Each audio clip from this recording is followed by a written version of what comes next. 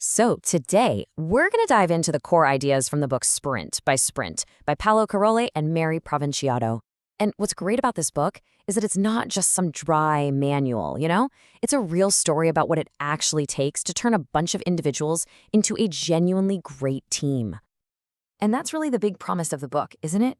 It's the goal pretty much every team is chasing. We all talk about high performance, but let's be honest, the path to get there is usually super messy and not at all clear. Right, so how do you make that leap? How do you get from just a collection of people doing tasks to a cohesive unit that's firing on all cylinders? Well, it's definitely not magic, and this book, it gives us this rare, honest peek behind the curtain to see how it's done. And that's because this isn't just theory. We're following the actual 6-month journey of a real distributed team trying to build a digital product. We get a front row seat to their wins, their struggles, and all their little breakthroughs, one sprint at a time. So, where does a transformation like this even begin? I mean, you have to start somewhere. Well, for this team, it all started with finding a rhythm, a predictable cadence that would become the foundation for everything that followed. And that rhythm is the sprint. So what exactly is a sprint? Well, think of it like a short, repeating cycle, usually about 1 to 4 weeks long, where the team just focuses on hitting a specific set of goals. Now, this fixed time frame, it isn't about adding pressure. It's about creating a predictable pulse for the team's progress, their focus, and their collaboration. But here's the thing, a sprint isn't just an empty block of time.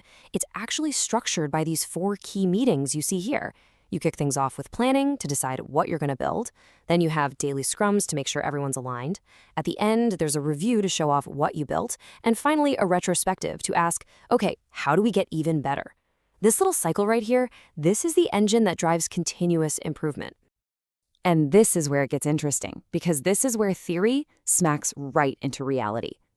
The path to becoming a high-performing team is never a straight line. Nope.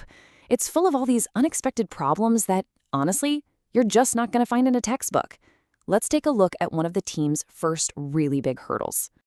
So in one of their early retrospective meetings, the team ran this activity called a safety check. And whoa, the results were eye-opening. Just look at this chart. Only a tiny 5% of the team felt safe enough to talk about anything. You had a huge chunk of people who felt like they had to hold back or just smile and agree. That is a massive red flag, because without psychological safety, you can't have honest conversations. And if you can't have honest conversations, there is no way you're going to improve.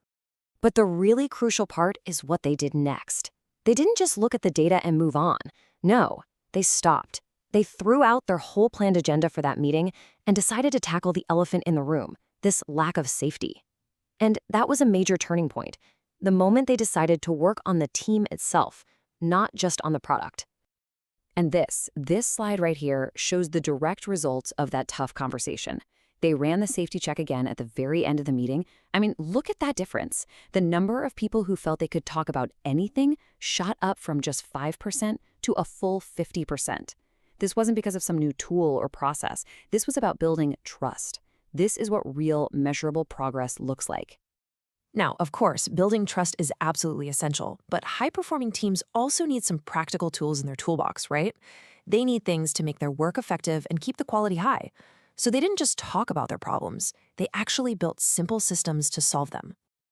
One of the team's biggest frustrations early on was starting sprints with work that was, well, kind of fuzzy. It led to a ton of confusion and delays. So what was their solution? This simple but super powerful definition of ready checklist. Basically, before any piece of work could even be considered for a sprint, it had to pass these 5 questions. Think of it as a quality filter for clarity. And here you can see it in action. On the left, you've got a user story that's just not ready. The team doesn't have all the info they need. But on the right, after they've talked it through and refined it, all the boxes are checked. Now it's good to go. This one little tool prevented so much wasted time and effort just by making sure everyone was on the same page before the work even started. And as the book by Paulo Caroli and Mary Provinciatto really drives home, this checklist was just one piece of a much bigger puzzle. They used a Lean Inception workshop to get everyone aligned on the product vision. They had a Kanban board to see their workflow. They used an MVP, or minimum viable product canvas, to map out their strategy. These weren't just buzzwords they threw around. They were all interconnected tools the team used every single day. So, when you boil it all down, what's the ultimate lesson here? If you take this team's whole 6 month journey and distill it, it really comes down to a core philosophy, a fundamental shift in how they thought about their work. You see, the real goal was never about becoming some perfect team. That's not realistic. The goal was to build a system for continuous learning and transformation. That sprint cycle, plan, do, review, retrospect, it created this framework where they could consistently look at their work, their process, and their relationships, and then adapt. The real achievement wasn't a destination. It was the journey of getting better together, sprint after sprint. So, at the end of the day, this team story really shows us that every single sprint is an opportunity. It's not just a chance to build more of the product, but a chance to build a better team. And that really leaves us with a pretty important question to think about.